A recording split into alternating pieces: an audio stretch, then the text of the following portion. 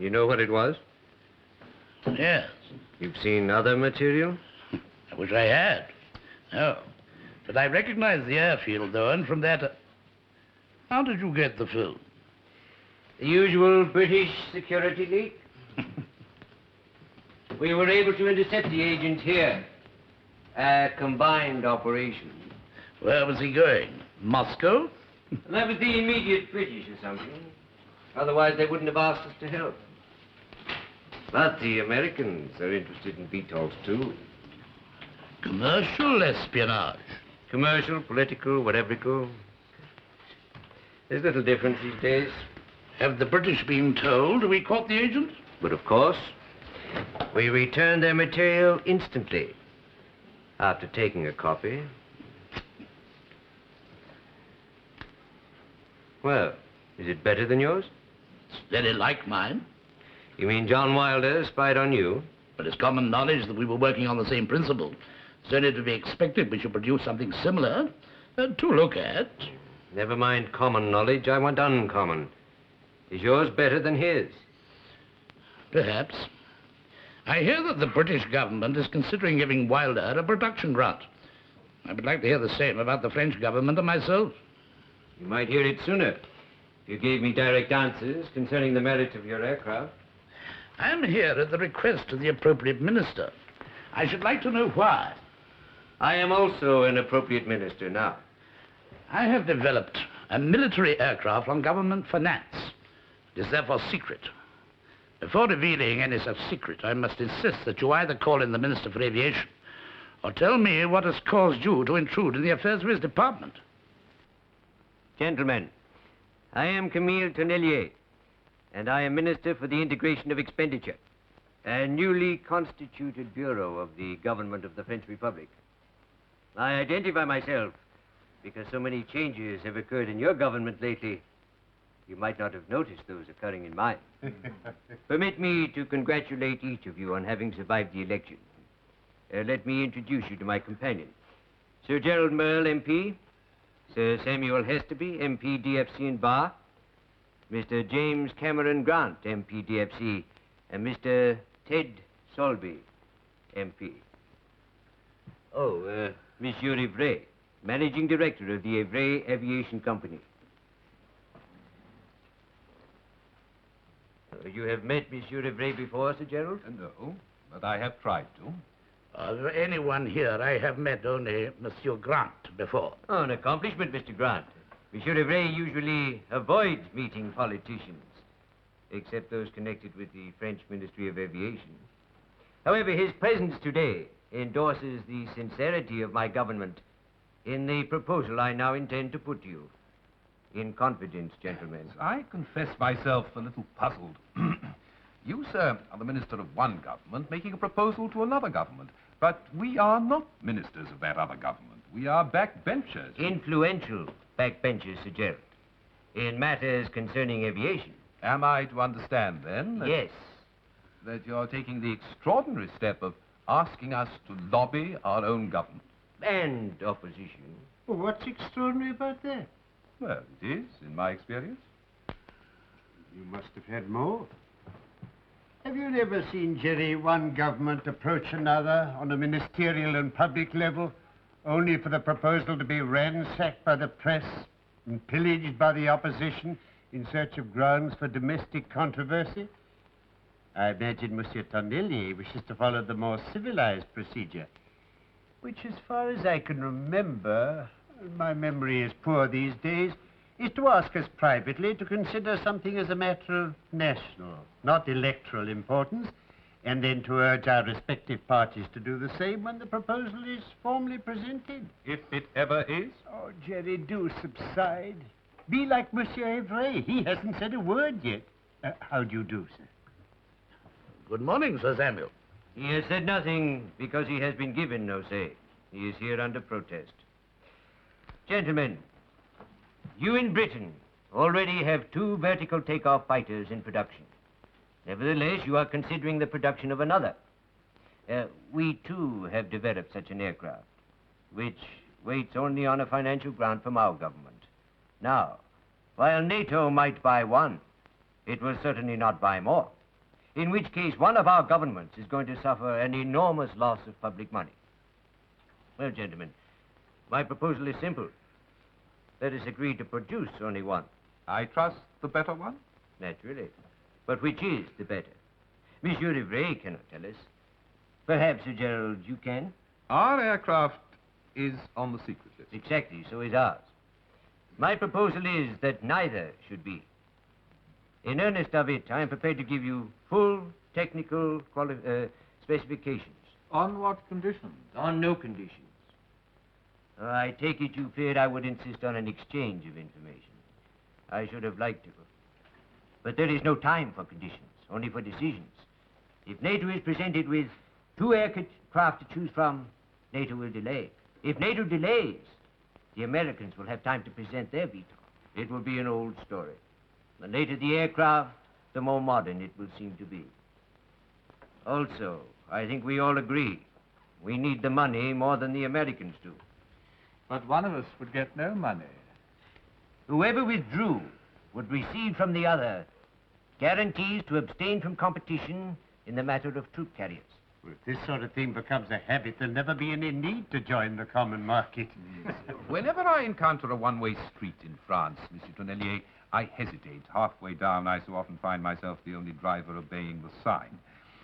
Now, if you unveil your secrets without requiring us to unveil ours, how can you expect to satisfy yourself which is the better aircraft? No, my problem is not to satisfy myself, but the British. Even so. Even so, I should expect one of 3 things to follow. First, having seen our performance figures, your experts might decide on our veto, in which case it would be only politic for your government to withdraw, while the troop carrier offer still stood. And you wouldn't need to see our specifications? No.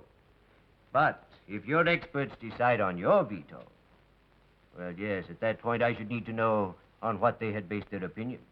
And the third possibility? I am dealing with the British, Sir Samuel.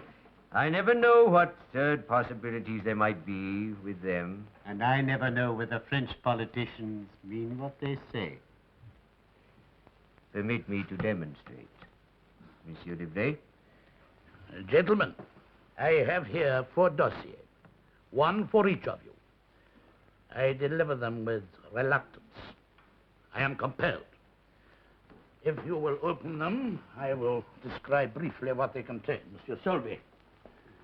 Monsieur Canon Grant. Thank you. Sir Samuel. Monsieur? Sir Gerald. No, monsieur. It would put me in an impossible position, morally, as a director of one of the companies concerned. I have overridden Monsieur Debray's objection in that, Sir Gerald. He accepts my complete trust in your discretion. Thank you. I believe you. But I will not undertake to keep confidence concerning secret information, which, because of my connection with the aircraft, however remote, I should consider it my... Duty? No. Let us not employ euphemisms. I should consider it my business to find out and to reveal. Monsieur le Ministre, gentlemen, I must ask you to excuse me.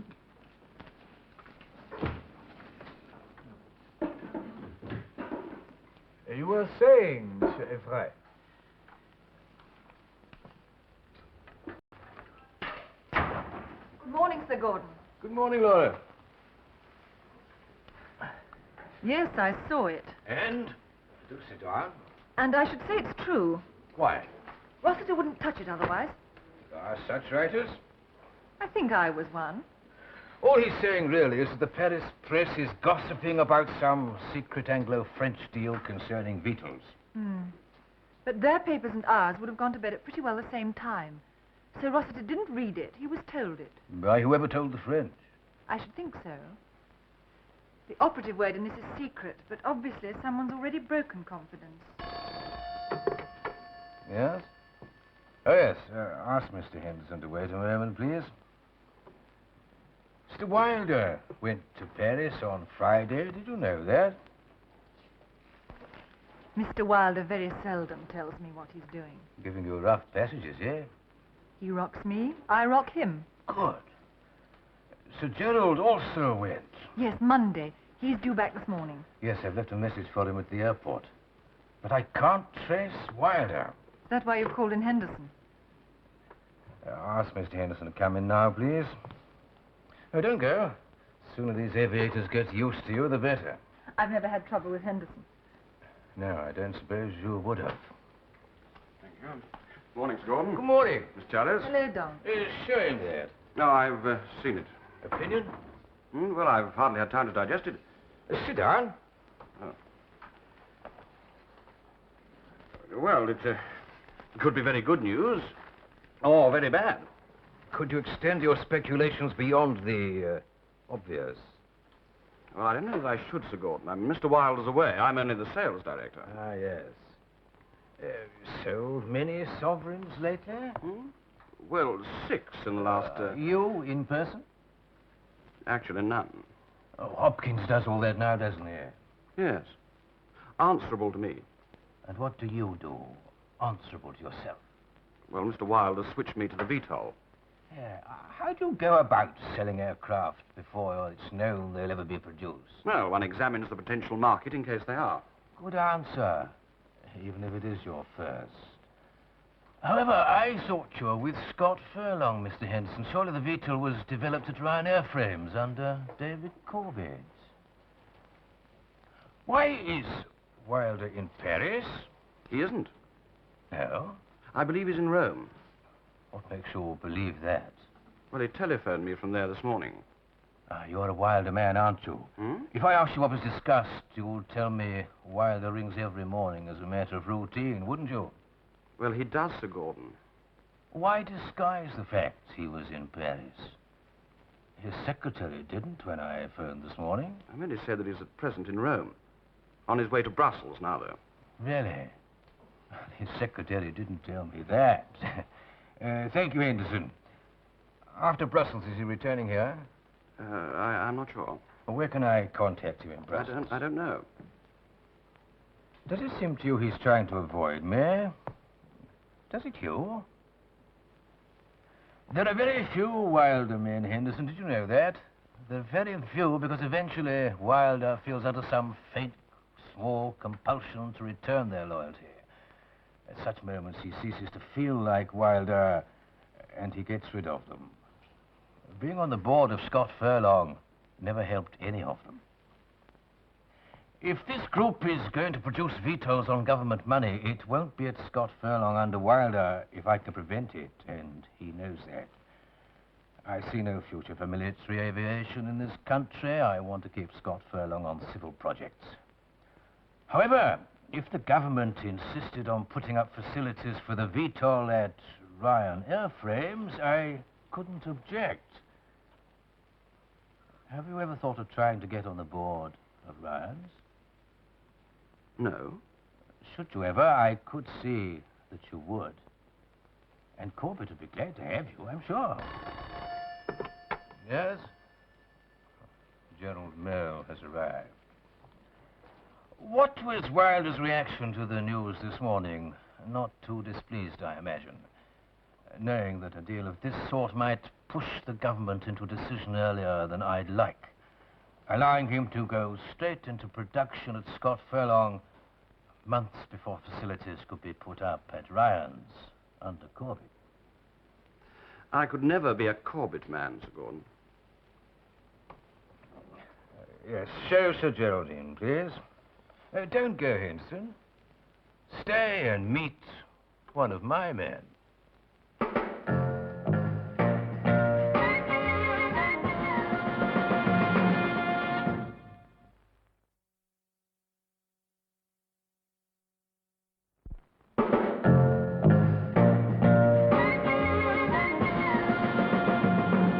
Yes, disgraceful.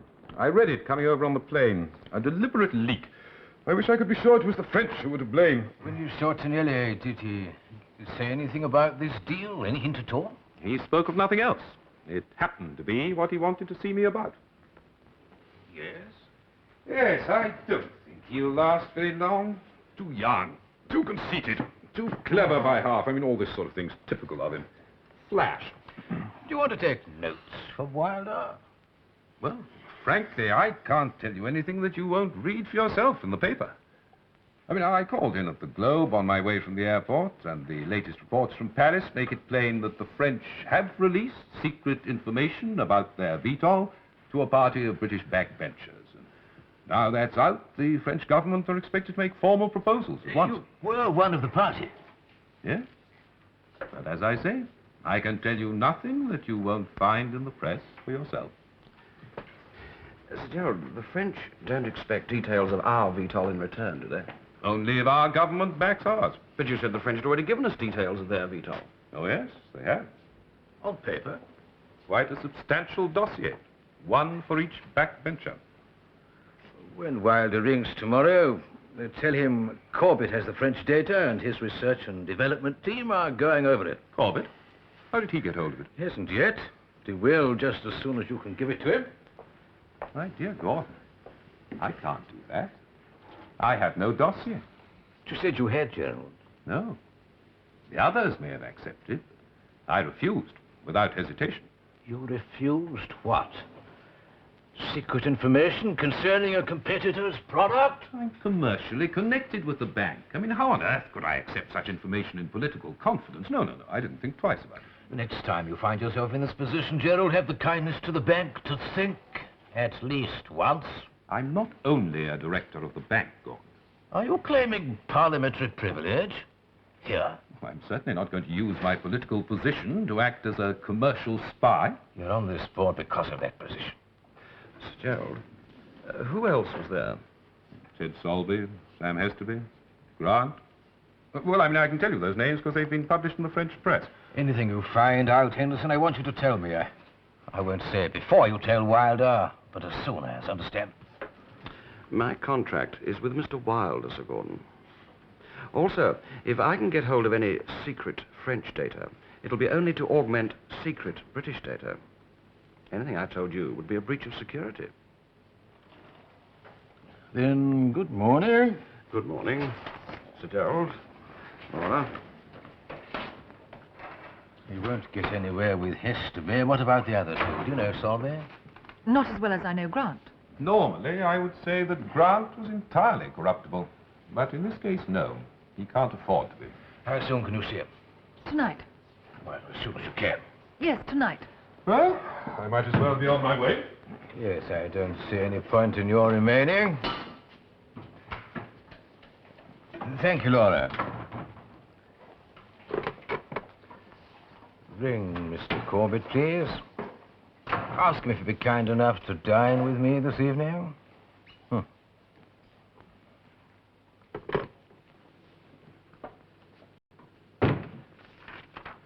Hello, Gerald. Good morning, Jim. Charming office.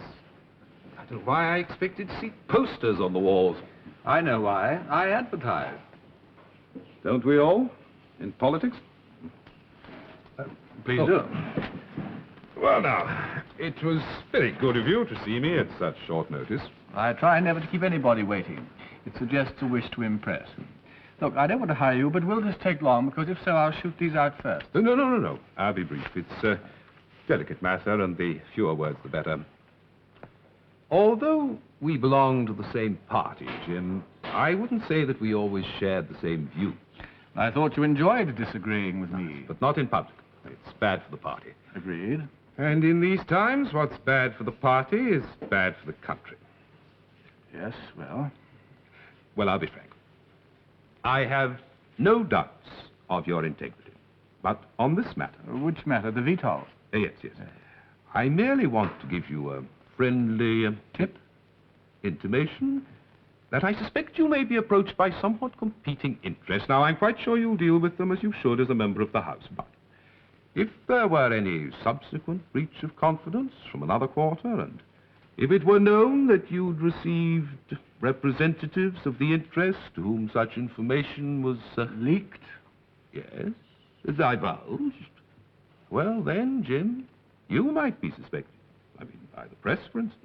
I can assure you that any interests I receive will be in complete confidence. Ah, assuming you can identify them. Assuming they come to you under their own colors.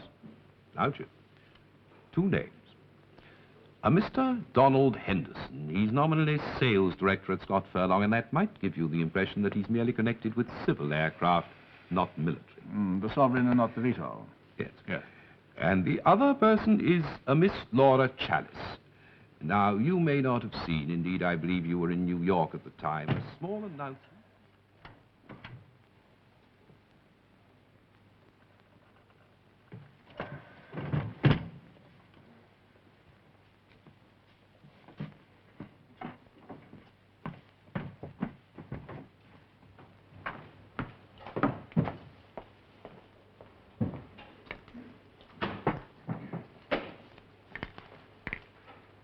Don't you want this anymore?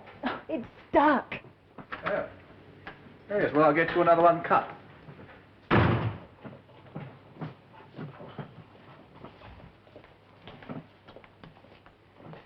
That looks as if it's stuck, too. Oh, why don't you get one of those that do it for you? Because they deny one the pleasure of doing it for oneself. For me? Mm-hmm. From Tonnelier. I don't know him. Yes, you do. He's the new French minister for the integration of expenditure. Why is he expending money on me? Well, he had a present for everyone yesterday, and everyone's wife. You are a widower. Well, as a Frenchman, he felt that that was no circumscription. What did he give Sir Gerald? The pip. I asked you out. I am out. Something wrong? I don't know. You're showing me you can cook. Hmm? What's on? Can't you tell from the wine? Oh, well, that would argue your taste was as eccentric as mine. No. I meant at the bank. You asked me to dine with you the first night you were back, before you went, you know. Yes, but not to cook for me. I intended to cook for you when I saw your cooker. Is it really wood? The facade is. How's yours? I never gossip about my employers. But when they know how often you come to my flat, they'll gossip about you. How's your drink? Not quite as I make it, but I think better. I added a drop of Tonnelier's scent.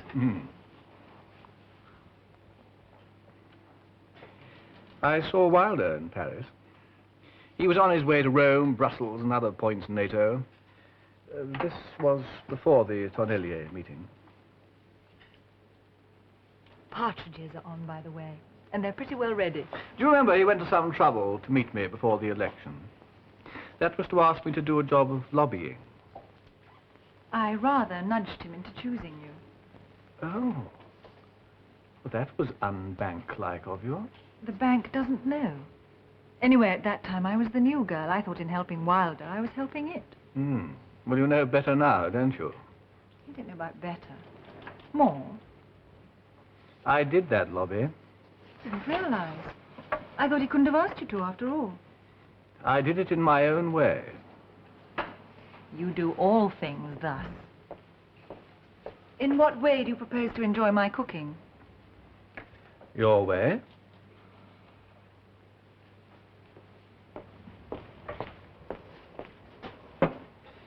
Oh, by the way, has anyone at the bank noticed that my firm is handling the Scott Furlong advertising account for Wilder? Is that the price of the lobby? Has anyone? Nothing's been said to me. It's for 6 months. Makes me feel rather cordial to Wilder. So, I met him in Paris. Before the Tonnelier meeting? Yes, he didn't know it was on. Did you? Before it happened? Well, I'd seen the others on the plane. They were all in aviation. It wasn't too hard to guess what might be up. So, as a person on the brink of obtaining information of value to Wilder, you thought you'd see what he'd pay for it if you did? Like Sir Gerald, I had to go into the conference knowing what line I should take on personal as well as public grounds. What did Wilder pay? It never got to that stage. He's taken a personal dislike to me. Before I could say anything, he told me he appreciated the results I got for him last time, but not the way I got them. It doesn't sound like him. It sounds like Merle. Well, no, his objection isn't moral. It's simply he can't tolerate anyone working the way he does. I think he's beginning to have that difficulty about Corbett, too. Yes, well, at the moment I'm easier for him to handle than Corbett. Corbett has a managing director's chair at Ryan's, but I'm only on temporary hire. What about your agreement? Well, as I say, it's just for 6 months. I've never yet lost an account I wish to hold. Are you losing this one? I doubt it. I shouldn't have thought you'd put yourself out too much, even for Wilder. Continue to think so.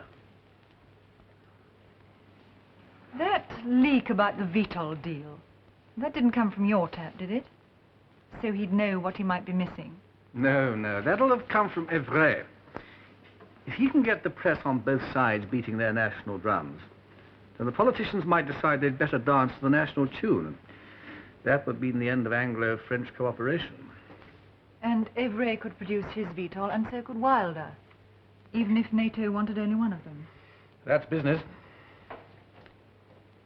So the leak helps Wilder? Well, not necessarily. You see, he's got to get hold of a government contract while he's got production facilities and Corbett hasn't. So Wilder will hope the government will say no to the French plane and rush into a contract with him before too much controversy can arise.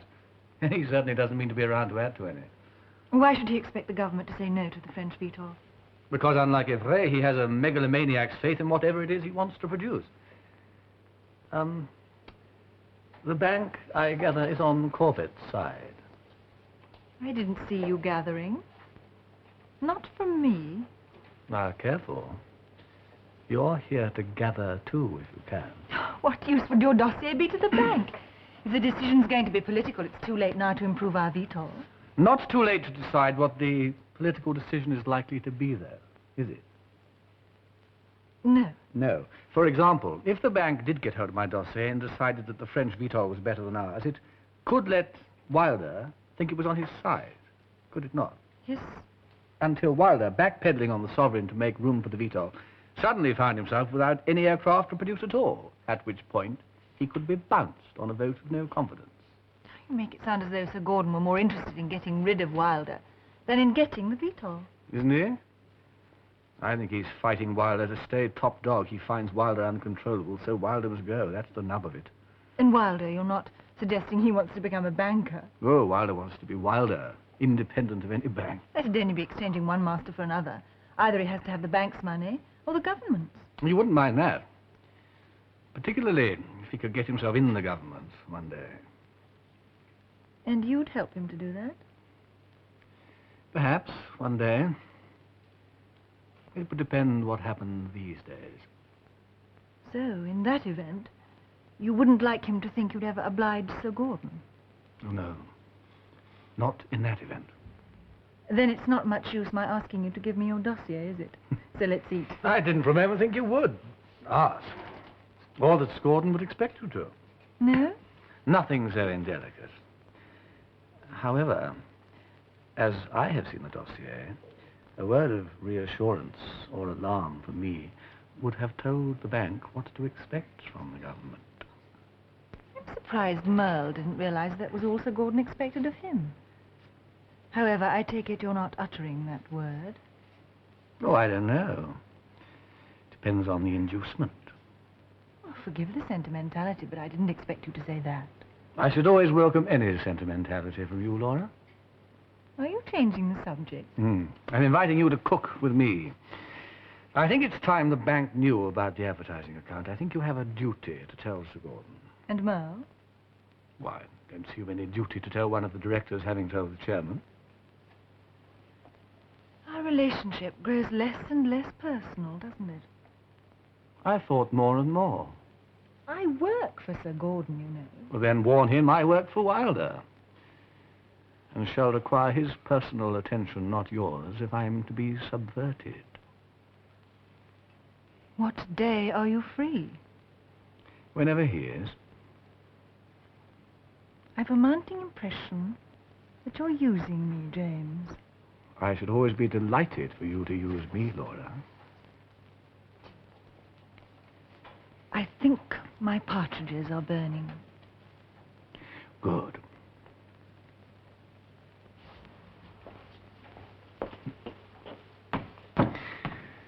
Oh, incidentally, if Sir Gordon does want to see me, you might suggest to him that Merle can best arrange it.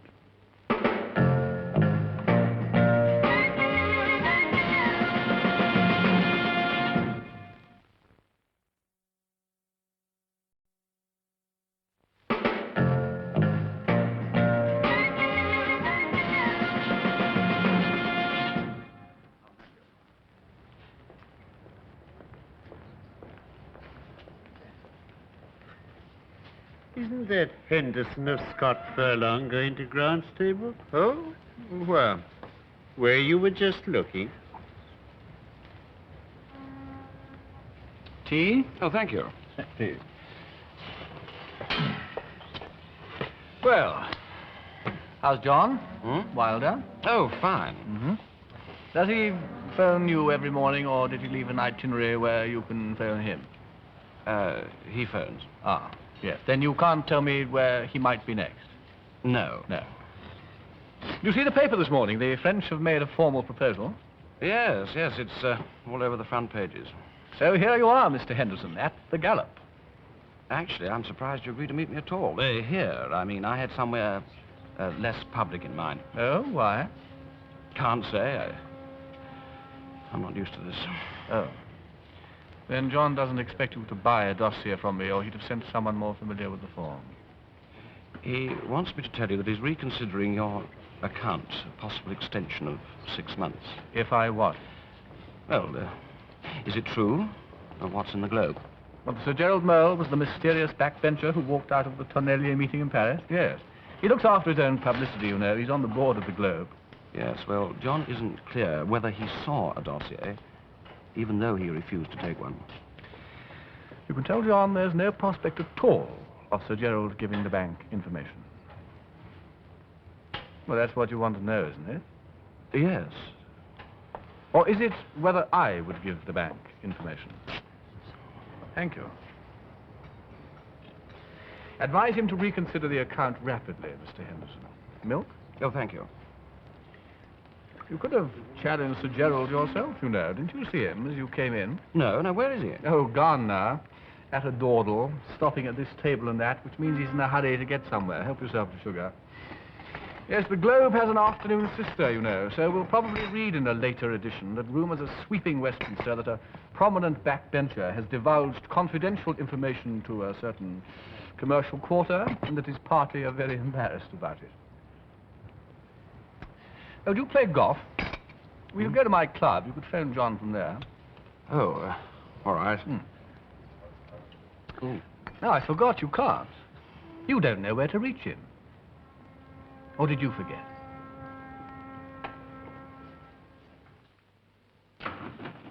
Afternoon, Gerald. There's a rumor in this afternoon's paper. Yes, disgraceful. Were you able to trace the source? It hardly needs tracing. The whole house saw Grant receive Henderson on the terrace. Did the whole house hear what they said to one another? Hmm? Are you seriously saying that's all it sprang from? I can think of nothing else. You feel Grant habitually accepts bribes in public? Frankly, I never know what to think concerning Grant.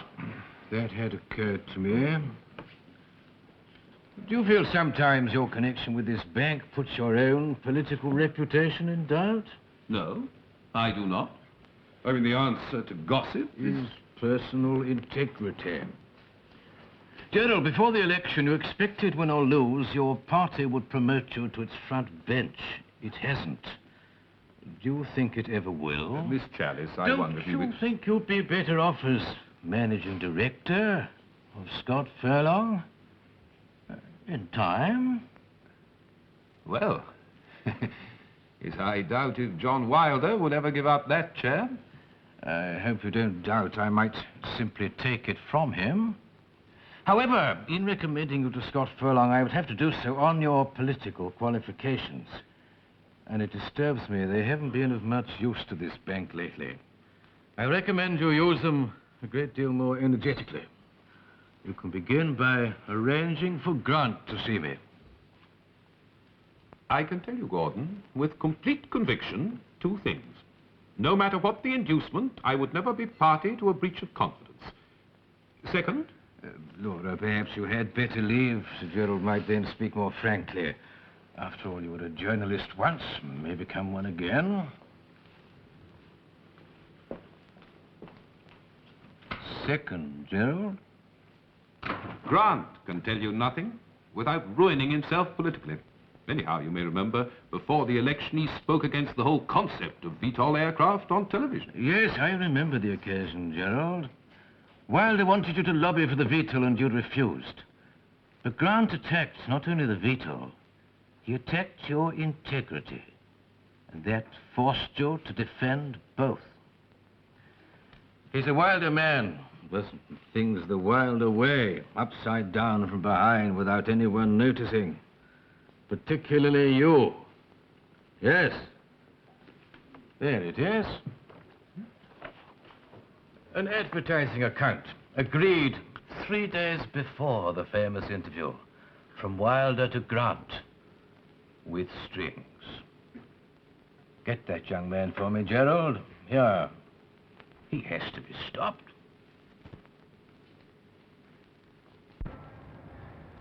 Where? At his offices. Today, if it would be convenient. The place would be, but not the time. Monday morning, 10 o'clock. I think he'd prefer before the weekend. I'm sure he would. A few days ago, you told me you never kept people waiting, in case they might think you were trying to impose on them. I recommend the same course of action to yourself. Then I shall take it, immediately. I'll see him over there. Thank you for your recommendation. Good morning, Sir Gerald. Morning. Tea. Oh, thank you. No sugar. Well, now, let's see. John wishes me to know that the advertising account will be extended, right? I don't know why I bothered to come. Oh, well, I shan't send you away empty-handed. I'm not sure my firm can handle an extension. Throw that at him, and then throw this. The first years of a new parliament aren't very exciting for us backbenchers. I'm looking for something to occupy my mind until the knives come out again. Something in aviation. A director's chair. What's it like on the board at Scott Furlong? Well, he wouldn't. I mean, why should he? It's not as if he wants anything from you. It's simply that he doesn't want you to give anything to other people. I was going to ask you to play golf again next Monday morning, but now I can't because I have to meet Sir Gordon Revage at the Elbertson Merchant Bank at 10 o'clock. Oh. Well, where can I reach you over the weekend after I've thrown that at him? But I'll be out of town. Try my flat 9 in the morning, Monday. There's no chance of your seeing Sir Gordon before then, is there? Absolutely none at all. I shall see him on Monday, punctually at 10. Sir Gerald, well. Very well. Show him in. Good morning, Laura. Good morning, Sir Gordon. When Grant comes, take no notes, but make a draft of the conversation as it's finished. Apply your journalist's memory. Oh, am I... Yes, you are. I'm expecting Grant. I know. That's why I'm here. I don't require you to be, and your presence might embarrass him. Yes, he wouldn't be here but for me, and my presence was the condition for my arranging his. I don't recall our making a condition.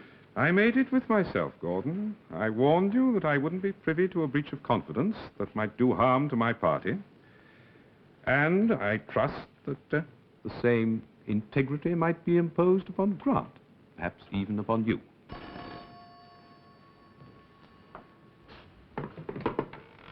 Yes? Oh, yes, send Mr. Henderson in.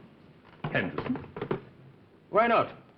If I make a deal with Grant, and Wilder knows Henderson's is here when I do it, how much trust do you think he'll place in Henderson in the future? Good morning, Sir Gordon. Good morning. Wilder make his usual morning call? Yes, from Paris, en On route to contact Mr. Grant with his answer? I don't know exactly what bargain was suggested, but from the way you came in, Wilder said yes. Sit down. Do you have a pleasant weekend, Laura? Yes. Have you anything to tell me about it? No, Sir Gordon, I certainly have not. I should like you to mix more business with less pleasure in future, Miss Chalice. Yes? Grant is here. Yes? Now.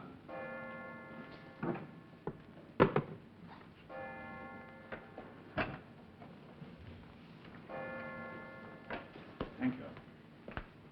Good morning, Mr. Grant. I think you know everybody here. Yes.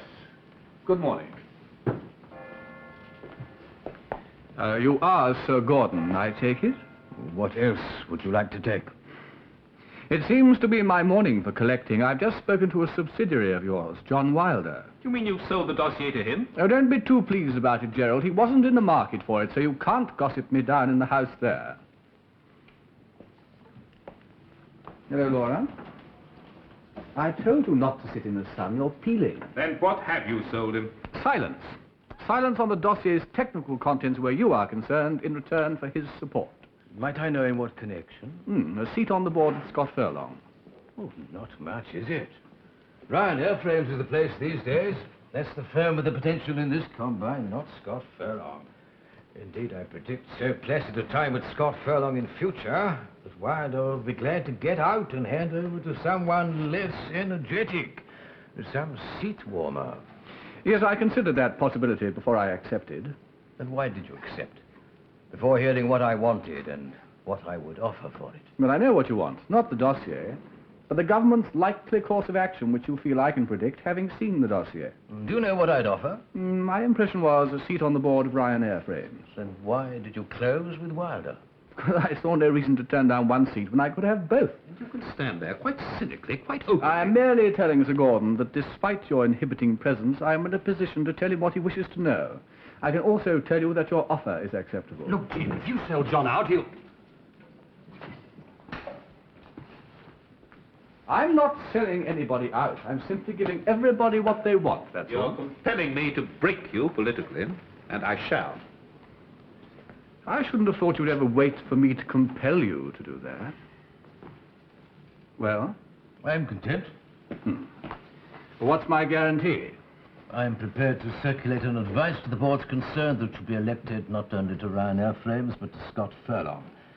I'm also prepared to issue a press statement as soon as I have their answers, which, with one exception, I can safely predict. Now, that will take all day. Can you come back this evening? No. What more do you want? Oh, not more or less, just your word. Well, with this chalice present, able one day to publish the story of all our lives... Is that why you joined the bank, I wonder? Look, Grant, I'm warning you for the last time. The government's position is this. It won't be able to consider the French proposal until it's first decided whether it wants another VTOL produced at all. Which means, as the French are not now prepared to wait for an answer, that the whole transaction will have to be abandoned. Good. If you can satisfy me as to your sources... Well, I'm one. All members who attended and stayed at the Tonnelier meeting were consulted by their parties as soon as the French acted formally. No party conflict arose, so there was a sensible amount of inter-party consultation. Oh, Sir Gerald wasn't consulted because he had no dossier. So from the nature of the consultation, you inferred the government's position. Is that satisfactory? No, there's more.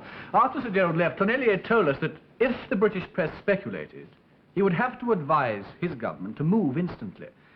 Well, I think Sir Gerald will agree that the British press did speculate. I won't ask him to agree that he helped it to. So, the French did move, and as Tonnelier had warned us, they expected an answer within 5 days. And today's the day. Yes.